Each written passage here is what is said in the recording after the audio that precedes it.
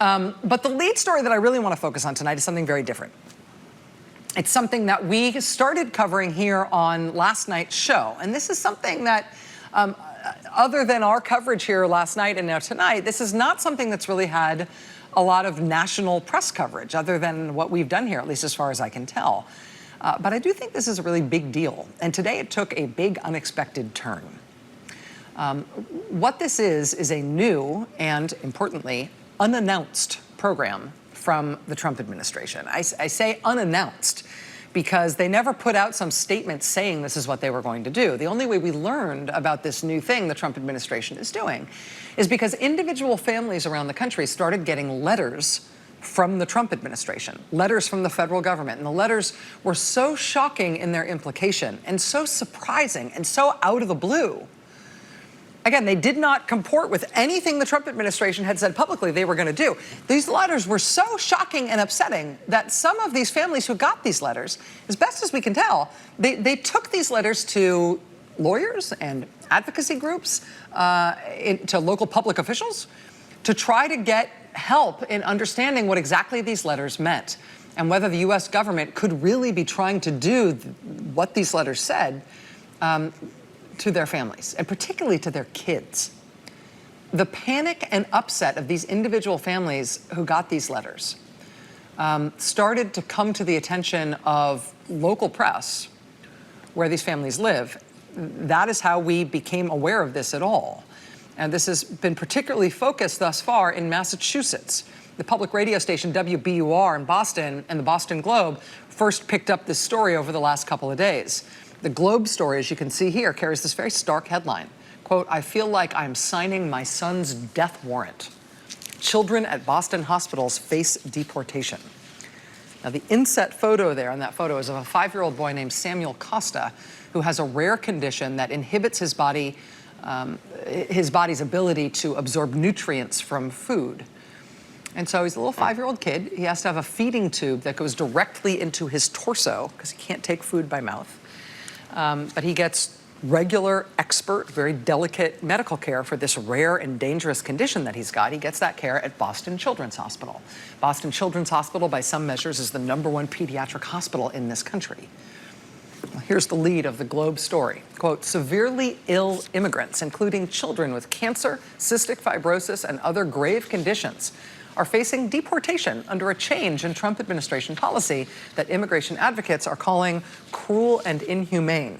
Beginning last week, Citizenship and Immigration Services, USCIS, started sending out boilerplate letters to these families with sick kids, quote, telling the families that if they didn't leave the United States in 33 days, they would become undocumented and face deportation." So we covered this story last night, and the response that we got to our reporting was frankly, was overwhelming, and to be honest, pretty enraged. Up in Boston, the Boston Globe's editorial board was clearly outraged by their own news divisions reporting on this story. You can see the Globe's editorial on the subject bears this headline: "Can the Trump administration sink any lower than threatening to deport sick kids?" Here's the lead in that editorial. "Step by malicious step, the Trump administration is turning the immigration system into an apparatus of appalling intentional cruelty.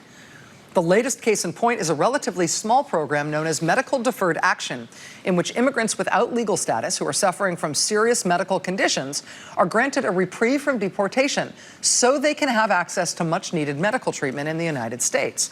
Trump halted the program this month, threatening to deport these patients, including children with leukemia, children with muscular dystrophy, children with cystic fibrosis. The program's termination means suspending or interrupting the children's medical care, which in some cases is virtually a death sentence." Democratic Senator Ed Markey of Massachusetts attended a press conference with a number of these families who have just been told to take their kids out of medical treatment and get out of the country. Senator Markey's take on this last night, as we highlighted on last night's show, is this. Quote, "It is unconscionable. It is just wrong. We have now reached the most inhumane of all of Donald Trump's policies." He said, quote, "The Trump administration is literally deporting kids with cancer."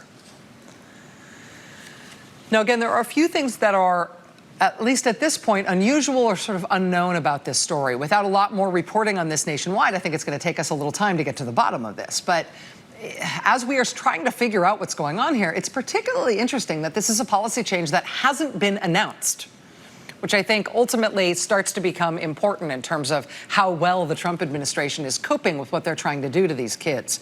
I mean, they just started sending letters to parents whose kids are receiving life-saving medical care that they can't get anywhere else. They just started sending these letters to those kids' parents telling them that they need to get out now. Right now, you've got 33 days. Yes, we know your kid is receiving ongoing life-saving medical treatment. We don't care. Stop the treatment and leave.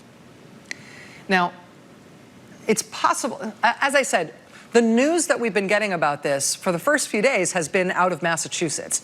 And I don't know why that is. I mean, it's conceivable that Massachusetts has maybe been targeted here because they've got Boston Children's Hospital, right?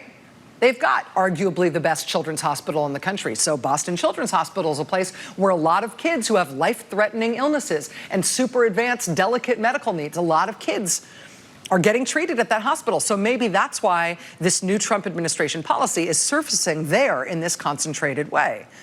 We don't know exactly. But these initial reports do come from the Boston area in Massachusetts. In Massachusetts, there's an organization called the Irish International Immigrant Center that doesn't just serve Irish immigrants, it serves everybody. They happen to have a whole bunch of clients who have sick kids, who have kids who are getting advanced life-saving medical care, clients who have received these letters now ordering them out of the country. Well, here's what their legal director told us last night here. They're saying that they have the power to just eliminate it altogether, which is what they've done, and that there is no appeal. I don't know why they came up with 33 days, but yeah, they're telling these people that they need to leave on their own, and I don't know how they expect parents to pull their children from hospital beds, disconnect them from life-saving treatment, and go somewhere where they know the child's going to die. But that's what they're telling them to do. So that was here on this show last night. This emerging news that the Trump administration has quietly, without announcing it, implemented a new policy that specifically targets kids with cancer and other terminal and life-threatening illnesses, and is now telling their parents they must stop medical treatment for their kids and get out immediately within 33 days with no right to appeal. You can see why I imagine that this is the kind of story that ultimately will get a lot of national news coverage, even if it hasn't yet. As of our coverage here last night, most of what we were able to learn about what's been going on in this story is out of Massachusetts, out of the Boston area specifically. But now today, the Miami Herald has the story. Miami Herald has the story because they say now they too are seeing some of the same things happening to families in South Florida. Quote, the Trump administration is ending a federal program that removed the threat of deportation, at least temporarily, for immigrant families facing serious illnesses such as cancer. The Herald says they have obtained several of these letters that have been sent to families where somebody in the family is receiving life-saving medical care. Quote, the Herald reviewed the case of a Miami man whose child was diagnosed with metastatic stage 4 neuroblastoma, a type of cancer that develops in nerve tissue. The man received a rejection letter for his application to the Medical Deferred Action Program on August 13th. The man tells the Miami Herald he is desperate to stay in the country and to remain with his daughter.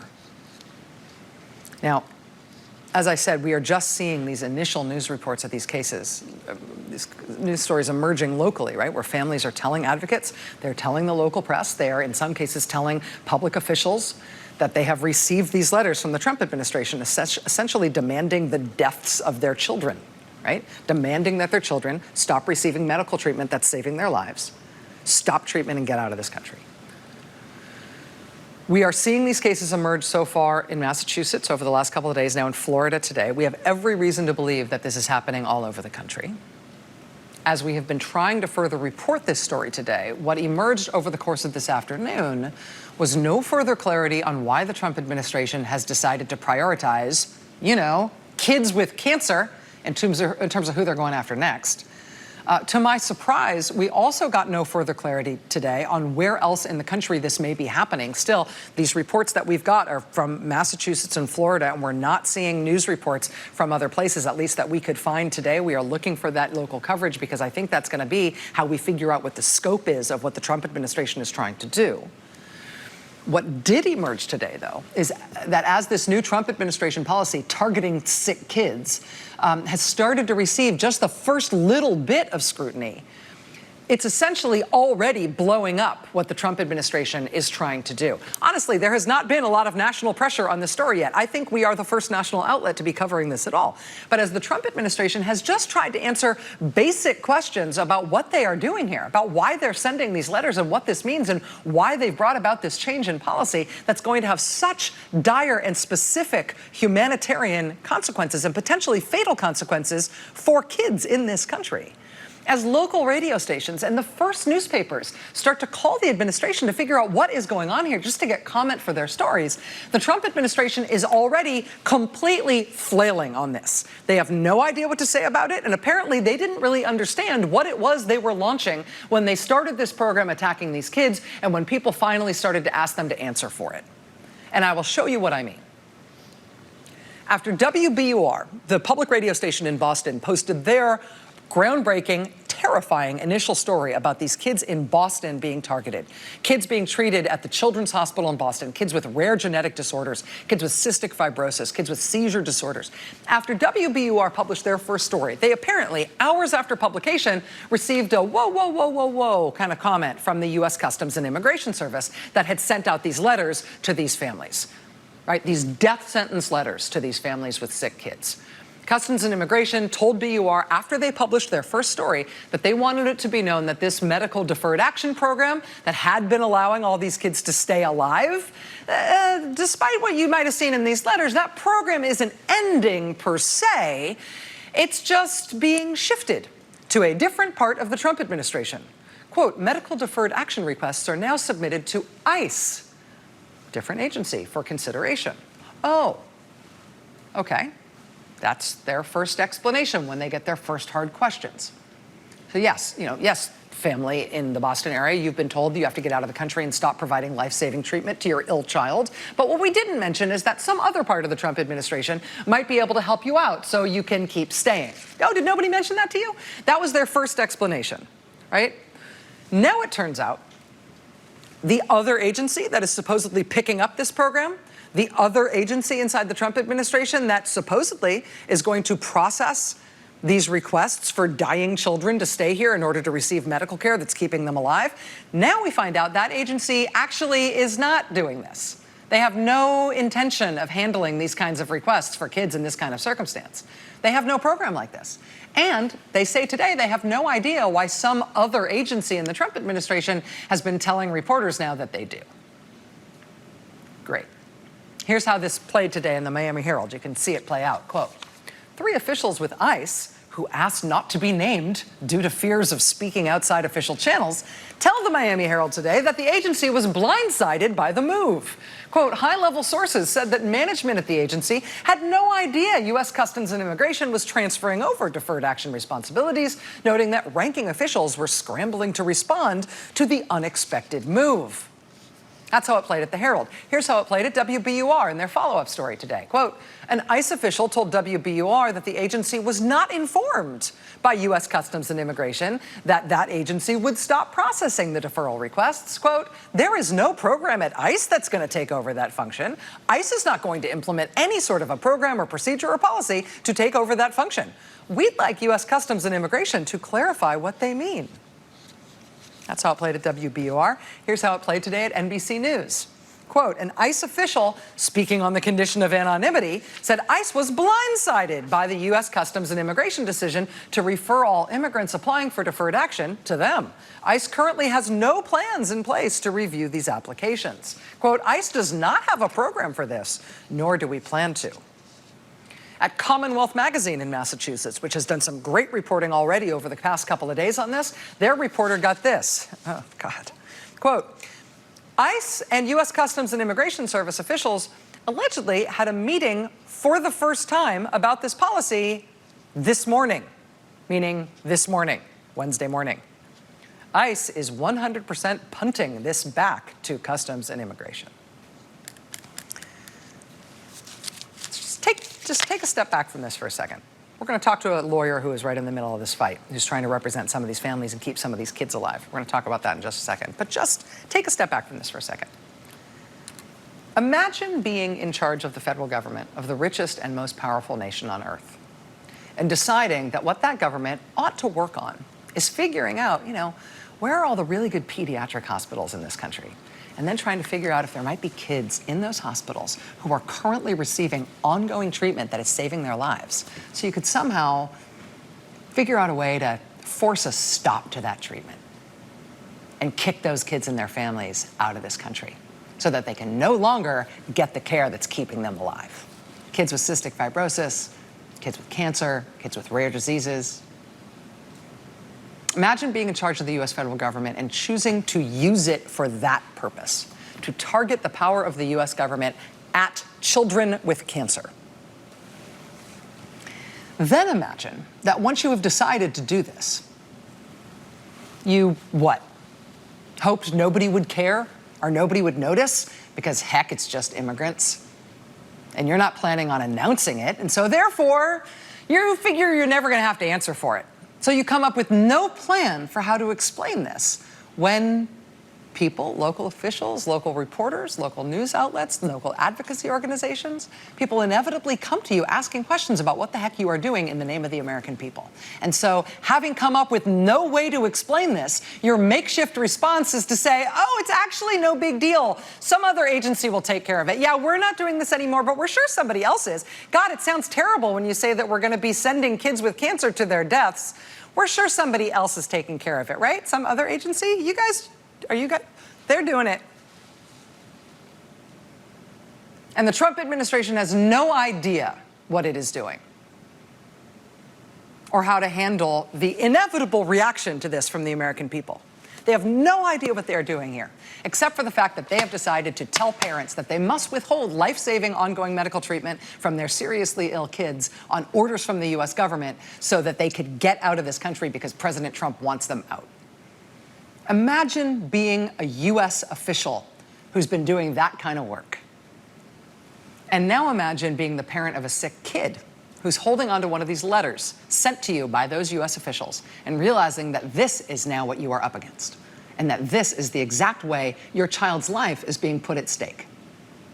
In the very short term, over the next 30 days, by this president, by this administration and the people who work for him and their priorities. Imagine.